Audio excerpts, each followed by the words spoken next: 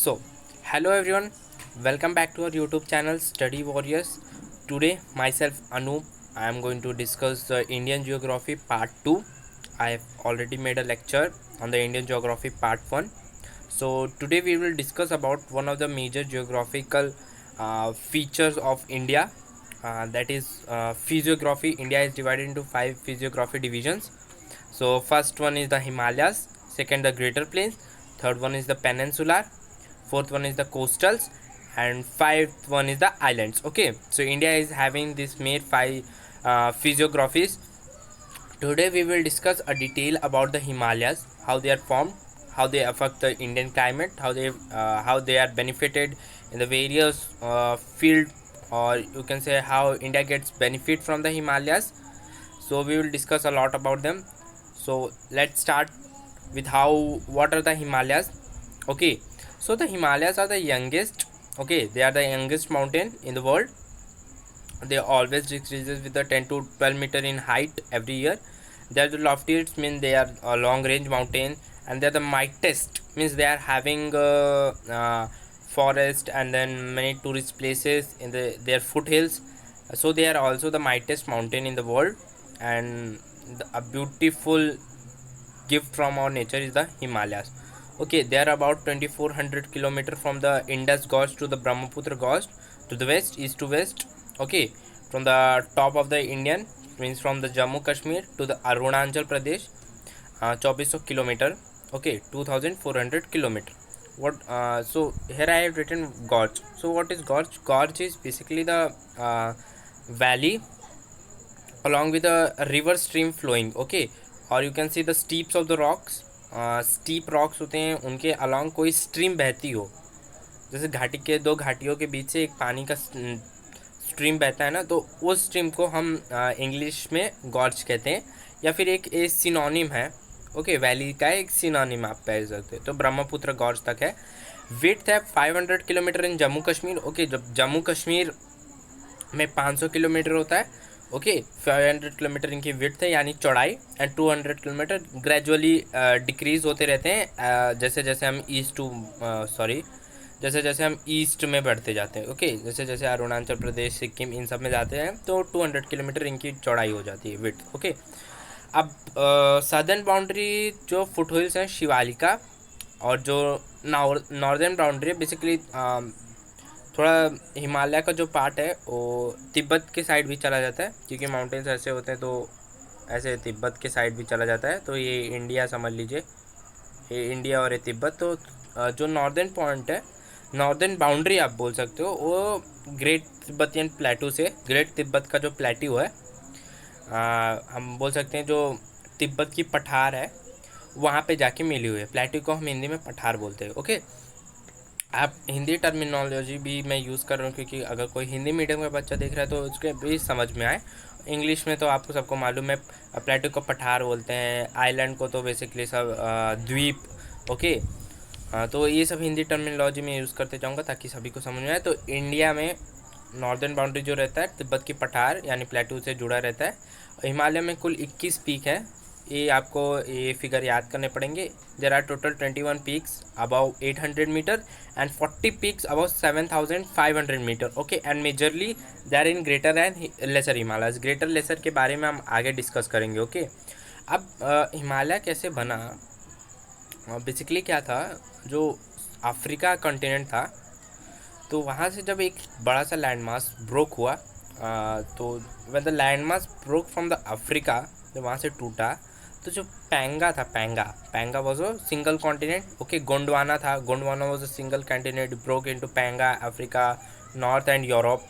Okay, okay, तो जब Africa से इंडिया ब्रोक हुआ, या जो रेफरेंस के लिए इंडिया लेते हैं, अब वो बड़ा सा लैंड मास था, जब वो ब्रोक हुआ तो पैंगा के नीचे था तैथिस सी. ओके, तैथिस सी था जो आज नहीं है.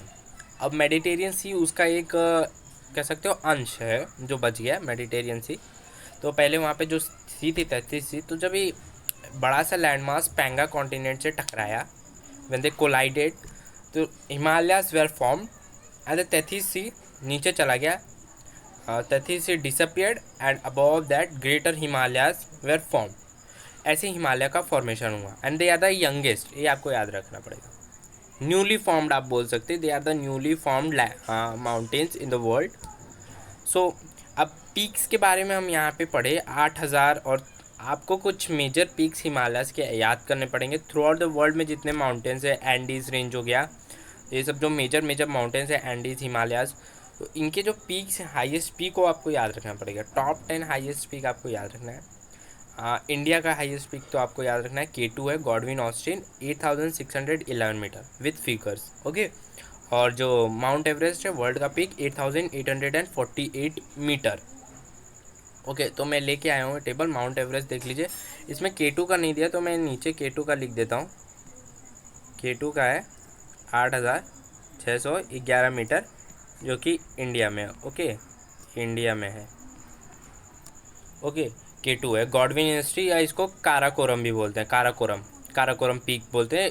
बेसिकली काराकोरम रेंज पे है, काराकोरम पीक नहीं, काराकोरम रेंज है, जो इधर टॉप ऑफ द जम्मू के टॉप पे है। माउंट एवरेस्ट सबसे बड़ा, उसके बाद कंचनजंगा।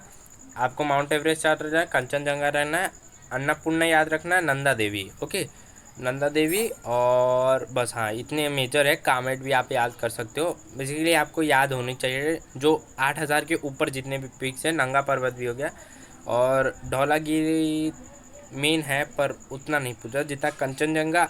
नंदा देवी इसलिए पूछा जाता है क्योंकि इसमें है, आप कह सकते हो, बायो रिजर्व। नंदा देवी में बायो रिजर्व है, तो नंदा देवी इज़ इम्पॉर्टेंट। नंदा देवी का जितना भी फिजियोग्राफी है वो इम्पॉर्टेंट है, ज़्यादातर पूछा जाता है। अन्नपूर्णा 8,000 के ऊपर है, इसलिए इम्पॉर्टेंट है। नंगा पर्वत है, ये जम्मू में है, मतलब जम्मू कश्मीर के टॉप पे है, तो मतलब वो जम्मू में है। तो ये सब है 8,848 मीटर, 8,598, और आपको K2 भी याद रखना पड़ेगा, रखना ही है। अब आते हैं भैया हिमालय के भी। देखो, हिमालय तो इतना बड़ा रेंज है, 2,400 किलोमीटर फैला हुआ है, from the top of the India to the east of the India. तो इसके भी कुछ डिवीजन होंगे भाई, कि कुछ बड़े आ जाते हैं, कुछ रेंजेस में बड़े माउंटेन, छोटे माउंटेन होते हैं, तो उनका भी क्लासिफिकेशन हुआ है उनके जियोलॉजिकल फीचर्स के बेसिस पे। पहला है तैतीस तिब्बतियन हिमालयस, नाम से ही आप चला, तैतीस तिब्बतियन मतलब तो चाइना। अभी तो तिब्बत, चाइना तिब्बत हम बोलते हैं, okay. Tibet is not a country, China का तिब्बत हम बोलते हैं उसको।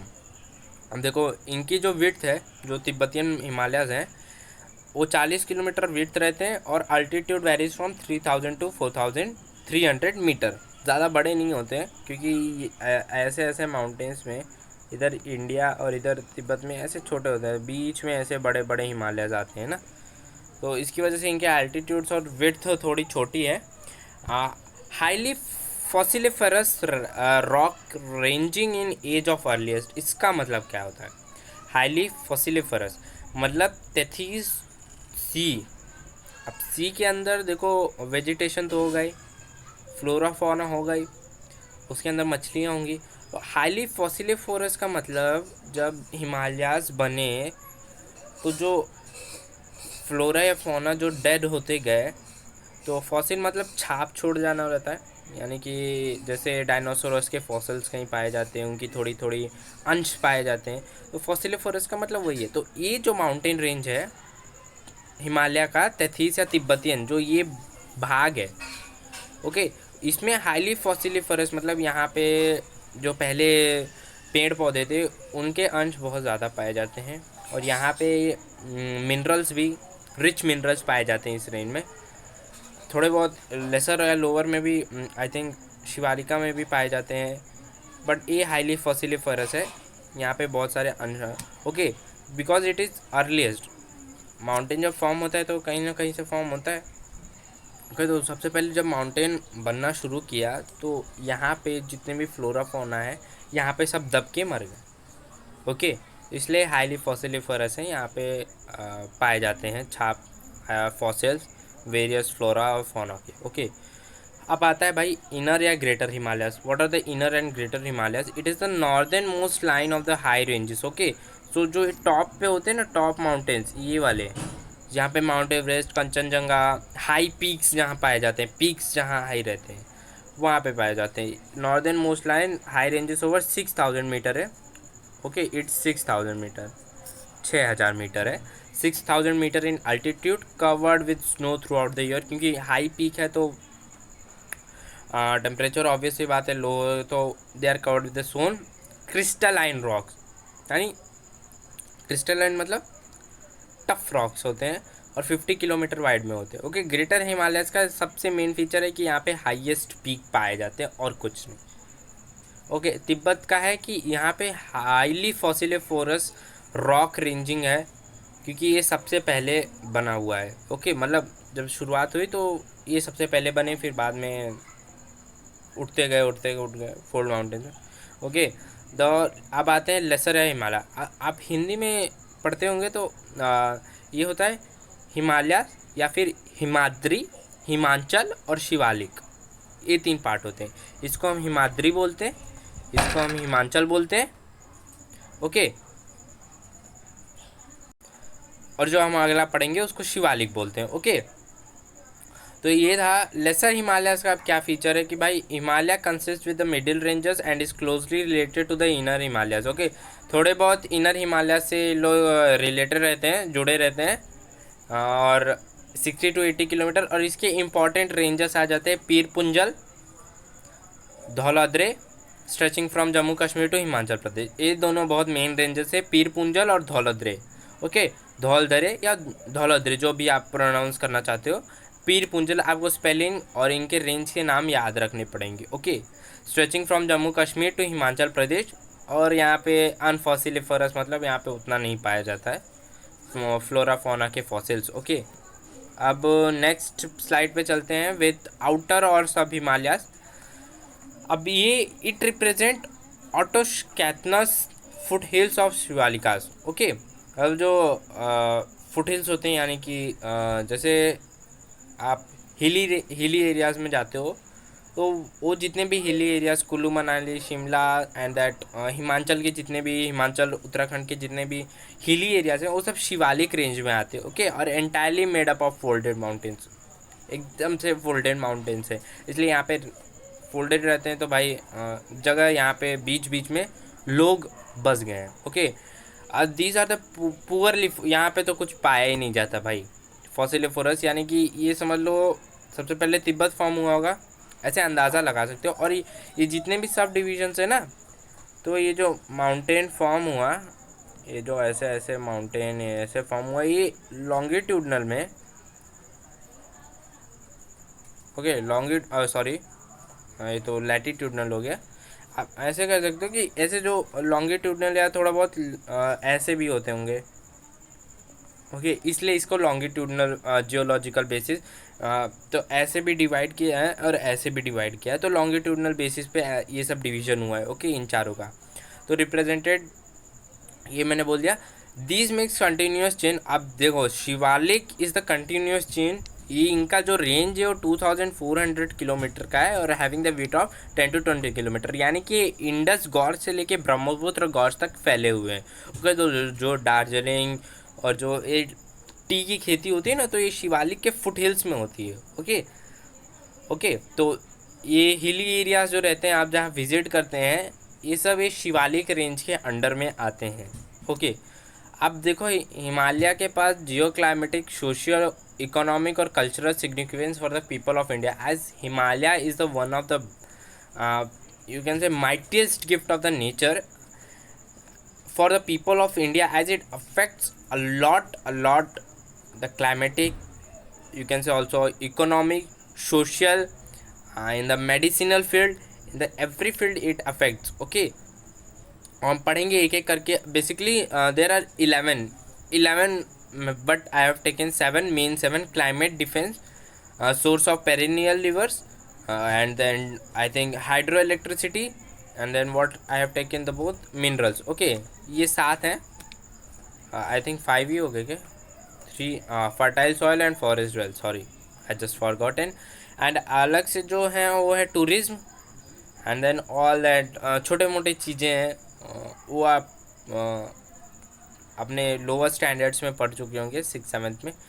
क्लाइमेट भी पढ़ा होगा, बट ये मेन है क्योंकि क्लाइमेट से ज़्यादा question, how Himalayas affect the climate, ये 10th में भी आता है, स्टेट बोर्ड्स के 10th में भी आता है। And then in the 6th-7th में अगर आप CBSE एंड बेसिकली पूछता ही है। ओके, तो क्लाइमेट कैसे अफेक्ट करता है? The Himalayas influence climate of India significantly. They intercept summer monsoons coming from Arabian and Bay of Bengal and also protect from Siberian. अब साइबेरियन कोल्ड विंड, देखो अगर हिमालयास ना रहता ना तो साइबेरियन कोल्ड विंड से यहाँ पे 12 के 12 महीने बर्फ़ रहती है, 12 के 12 महीने बर्फ़ रहती है, और हम भी ऐसे मोटा जाड़ा स्वेटर। बारिश कम होती, we were not having the plains, so हमें जितना भी अनाज रहता है वो एक्सपोर्ट करके ही लाना पड़ता है। तो हिमालय की वजह से जो साइबेरियन कोल्ड विंड्स रुक जाते हैं, और जो इंडियन ओशन में विंड्स मानसूनल विंड्स फॉर्म होते हैं, उसके इंडिया में जो गर्मी रहती है उठ जाते हैं, मानसूनल विंड्स आते हैं और वो पूरे इधर बारिश करते हैं, हिमालय से टकराते हैं, फिर वापस रिट्रीट मानसून होता है। तो हिमालय काफ़ी कुछ क्लाइमेट पे बहुत इफेक्ट डालता है हमारे। ठीक, अगर हिमालय ना होता तो देन प्लेन्स नहीं होते, agriculture was means impossible. Okay, क्योंकि ग्रेटर प्लेन्स नहीं बनते ना, ग्रेटर प्लेन्स इसलिए बने क्योंकि रिवर डिपॉजिट करती गई अपने सेडिमेंट्स और जो मिनरल्स थे, और पेरेनियल रिवर्स 12 महीने इसलिए बहते रहे क्योंकि हमारे पास हिमालय था, ग्लेशियर थे इतने बड़े बड़े कि वो लोग ह्यूज अमाउंट, मतलब वो मेल्ट होते गए तो वो वाटर कंटिन्यूसली 12 मंथ्स देते गए, बिकॉज वो लोग स्नो कवर्ड रहते हैं। तो हिमालय काफ़ी अफेक्ट करता है क्लाइमेट को हमारे। अब डिफेंस पॉइंट ऑफ व्यू से हम देखें तो डिफेंस पॉइंट ऑफ व्यू से बहुत इंपॉर्टेंट है। हमारे जो आर्मी ऑफिसर्स होते हैं कैमोफ्लेज कर पाते हैं, और इन वादियों और घाटियों में छुप के, मीन्स जो इन्वेडर्स होते हैं या कहीं से बाहर से अटैक हुआ, तो डिफेंस पॉइंट ऑफ व्यू से हमारे लिए भी बहुत बेनिफिशियल है। और आपको मालूम है इंडिया कभी नॉर्दर्न साइड से अटैक नहीं हुआ है, जहाँ से भी हुआ है हमेशा गुजरात अफ़गानिस्तान से आए इन्वेडर्स और वहाँ से इन्वेड किए, टर्की से आए, तो वहीं से सी रूट से आए, कभी नॉर्थ साइड से नहीं आए। दैट्स वाई हिमालय, इसलिए नेपाल में Nepal is the only country जहाँ पे कभी रूल नहीं हुआ। ओके, क्योंकि वो पूरा हिमालयाज में ही है नेपाल, दैट्स वाई। तो डिफेंस पॉइंट ऑफ व्यू से बहुत ही इंपॉर्टेंट है। क्लाइमेट हो गया, डिफेंस हो गया। अब सोर्स ऑफ पेरिनियल रिवर, जैसे मैंने पेरिनियल रिवर मतलब जो 12 के 12 मंथ्स कभी सूखती नहीं हो, उसमें हमेशा पानी का लेवल रहता है। पेरिनियल रिवर के एग्जांपल आपको चाहिए तो Ganga, Brahmaputra, Indus, these are one of the perennial rivers. Okay, और Indus, Ganga and Brahmaputra originates from, कहाँ से ओरिजिनेट करते हैं? ग्लेशियर नहीं पूछा, एग्जैक्ट प्लेस होता है, एम से शुरू होता है, आप लोग बताना। हाँ, ओके, कौन सा वो जगह है, और मैं अगर आप नहीं बताए तो मैं नेक्स्ट लेक्चर में बता दूंगा। बहुत ही पवित्र प्लेस उसे माना जाता है, एम से शुरू होता है। Okay, source of perennial river में ये है। ओके, और 12 महीने पानी की वजह से जो एग्रीकल्चर है वो भी अच्छे से पॉसिबल होता है, वाटर सप्लाई की कमी नहीं होती है, और हम और भी जगह 12 महीने पानी की वजह से जो फ्लड आता है तो जो सूखे रिवर होते हैं वहाँ पे ट्रांसफ़र कर सकते हैं वाटर। जैसे ब्रह्मपुत्र में फ्लड आता है तो एक जितने भी कैनाल सूखे होते हैं 8-10 महीने से, उनमें वो पानी को फ्लो करा देते हैं, क्योंकि इनमें तो पानी हमेशा रहता ही है, तो इसलिए बारिश के टाइम में फ्लड कर देते हैं। ओके, पेरिनियल रिवर हो गया। अब आते हैं हम फर्टाइल सॉइल पे। Most greater plain fertile soil जो आप कह सकते हो उत्तर प्रदेश, पंजाब, गुजरात, मध्य प्रदेश, बिहार, वेस्ट बंगाल, ये जो आते हैं ना नॉर्दर्न स्टेट्स, इसमें जो फर्टाइल सॉइल है इसकी वजह से, क्योंकि पेरेनियल रिवर्स की वजह से। पेरेनियल रिवर्स किस वजह से? क्योंकि वहाँ पे ग्लेशियर्स हैं हिमालय में जो 12 महीने पिघलते हैं और वो पानी देते हैं और पानी की कोई कमी नहीं। अब सेडिमेंट डिपॉजिट जैसे जैसे होते जाते हैं तो उसकी वजह से हमारा ग्रेट प्लेन्स ऑफ इंडिया बना। उसके बारे में मैं इसके बारे में बहुत ही अच्छे से डिस्कस करूँगा नेक्स्ट टॉपिक में। ओके, नेक्स्ट वीडियो लेक्चर इसी पे होगा। अब फॉरेस्ट वेल्थ तो आप जानते हो भाई, Himalayas are rich in forest. ये आपको थोड़ा सा नहीं दिख रहा होगा, ये टेक्सचर मैंने वैसा ले लिया। कोई नहीं, मैं रीड आउट कर देता हूँ, आप लोग अपने नोट्स में लिख लेना। Okay, the Himalayas are rich in the forest and pharmaceutical herbs, they provide timber, fodders, fuels, fodders मतलब चारा, जो शिवालिक रेंजेस में होते तो लोग शीप्स का कल्टीवेशन करते हैं, तो फॉडर्स वहाँ से मिल जाता है उनको, और raw material for the various industries. Okay, तो ये भी एक इम्पॉर्टेंट फीचर है। फॉरेस्ट वेल्थ है हमारे पास, हमको किसी चीज़ की टिम्बर और इन सब की उतनी कमी नहीं होती है। टिम्बर पेपर वुड्स के लिए काम आता है, बेंचेस के लिए टिम्बर, क्योंकि ये हार्ड वुड है। Okay, hydro electricity. अब देखो, रिवर जो 24 बोल रहा हूँ, 12 महीने जो बहते हैं, तो रिवर के पास पोटेंशियल होता है, तो उस पोटेंशियल को स्टोर करके उसको हाइड्रो इलेक्ट्रिसिटी में बनाते हैं। आपने अगर हाइड्रो पावर प्लांट पढ़ा होगा तो कैसे होता है, नहीं तो मैं अभी एक्सप्लेन कर दूँ, छोटा सा ही है। देखो, जैसे ये डैम है, पानी आए, इसको रोक के रखा, तो इसके पास इसका वो हो गया, क्या बोलते हैं, काइनेटिक एनर्जी से पोटेंशियल में आ गया। अब जब डैम खोलते हैं तो यहाँ पे जो टरबाइन लगा रहता है, पानी के काइनेटिक एनर्जी से टरबाइन रोटेट होता है और ये इलेक्ट्रिसिटी जनरेट होता है। इसको हाइड्रो इलेक्ट्रिसिटी बोलते हैं। मैंने बहुत शॉर्ट में बताया, ब्रीफ में कभी बता दिया जाएगा।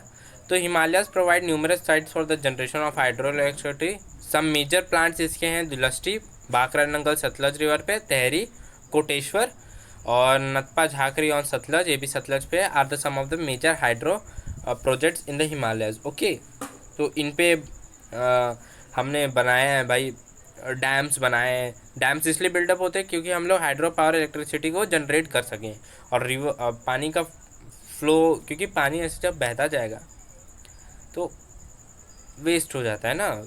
अब हम उसको रोक के उसका काइनेटिक को पोटेंशियल में बदलते हैं, पोटेंशियल को फिर काइनेटिक, फिर इलेक्ट्रिसिटी जनरेट होता है। इसलिए इलेक्ट्रिसिटी की भी कमी उतनी नहीं होती हमारे देश में, बट वो अभी तक विलेजेस एरियाज में नहीं जाता है, तो वो दिक्कत होती है।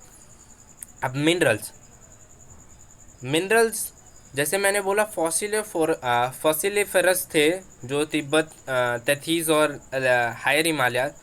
तो फॉसिलिफेरस आपको मालूम है, फॉसिल्स जहाँ होते हैं, जहाँ पे फ्लोरा फौना दब जाते हैं, जबकि उनका जो ऑर्गेनिक कंपाउंड होता है वो कोई दूसरा रिएक्शन करने के बाद कोई एक और नया कंपाउंड बनाता है।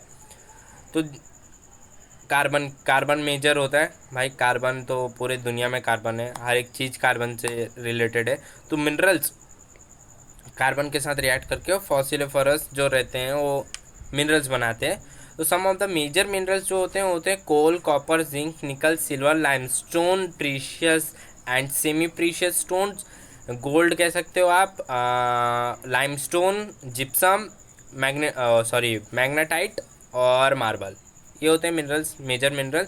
कहाँ पाए जाते हैं? सिक्किम, अरुणाचल प्रदेश और union territory Jammu and Kashmir और उत्तराखंड में ये मेजर मिनरल्स पाए जाते हैं। मिनरल्स भी इम्पोर्टेंट है कि भाई कौन कौन से मिनरल्स हिमालयस में पाए जाते हैं। अब मिनरल्स है तो इंडस्ट्रीज़ भी होगी। ओके, अब हाइड्रो इलेक्ट्रिसिटी में डैम बनता है तो वहाँ आप काम करने के लिए लोग भी होते हैं। ठीक है, अल्टीमेट आप सोचो कि हिमालयाज जो हैं वो बहुत ही इम्पोर्टेंट पार्ट है पूरे इंडिया, मतलब इंडिया में इतना कुछ अफेक्ट होता है। क्लाइमेटिक कंडीशंस, भैया क्लाइमेटिक कंडीशंस अफेक्ट होता है भाई, उससे सॉइल हमारा इतना बड़ा ग्रेटर प्लेन बना, उपजाऊ मिट्टी है, कल्टीवेशन होता है, एग्रीकल्चर, फार्मर्स डिपेंडेंट है जिस पे। हाइड्रो इलेक्ट्रिसिटी में अभी बोला डैम वूम बनता है तो उसमें उसकी रखवाली करने के लिए, उसका इलेक्ट्रिसिटी जनरेट करने के लिए power plant buildup, minerals extraction के लिए, फिर एक्सट्रैक्शन के बाद उसको प्रोडक्ट में कन्वर्ट करने के लिए इंडस्ट्रीज सेटअप होती है। तो अगर हिमालयस नहीं होता तो बेसिकली उतने मिनरल्स नहीं होते, मिनरल रिसोर्सेस इंडिया के पास नहीं होते, पेरिनियल रिवर नहीं होता, फॉरेस्ट वेल्थ जो कॉनिफरस फॉरेस्ट आता है, फॉरेस्ट वेल, टिम्बर और ये सब वुड नहीं मिलते, टोटली डिपेंड दूसरे कंट्रीज़ पे रहना पड़ता। सॉइल नहीं होता तो एग्रीकल्चर नहीं होता। डिफेंस, भाई कोई भी आके इन्वेट करके चला जाता है, इधर से मंगोलिया, चाइना। आप यही सोचो ना, चाइनीज़ मंगोलियन एम्पायर कितना बड़ा था, मंगोलियन एम्पायर कितना बड़ा था, पूरा चाइना, जापान एंड दैट आप समझ लो Europe and the little bit of Russia, Kazakhstan, Turkey तक। ओके, टर्की तक मंगोलियन एम्पायर, इतना बड़ा एम्पायर हमारे नॉर्थ में था, पर वो इन्वेड नहीं कर पाए बिकॉज हिमालयाज प्रोटेक्टेड। और जो छोटे छोटे देश से यूरोप से, वो तो समुद्र के नाश्ते में। अब इंडिया पे इन्वेड भी इसलिए होता है, इंडिया वॉज रिच कंट्री, तो जो गरीब देश हैं उनके पास कुछ है नहीं, तो बाहर निकलेंगे ना, अपना घर से बाहर कदम बढ़ा के देखेंगे भाई कि कहीं हमें अच्छी चीज़ मिल जाए, तो that's why they explored and they conquered India. अगर इंडिया के पास नहीं होता तो इंडिया भी सेम टेक्निक अपनाता, but by the way history is history. So आज के लिए बस इतना ही। थोड़ा हिस्ट्री भी हो गया, थोड़ा हमारा फिज़िक्स भी कह सकते हो गया, एंड देन हिमालयस। अब नेक्स्ट टॉपिक हो गया ग्रेटर प्लेन्स पे। So please like, share and subscribe, और that's for all today. Thank you everyone.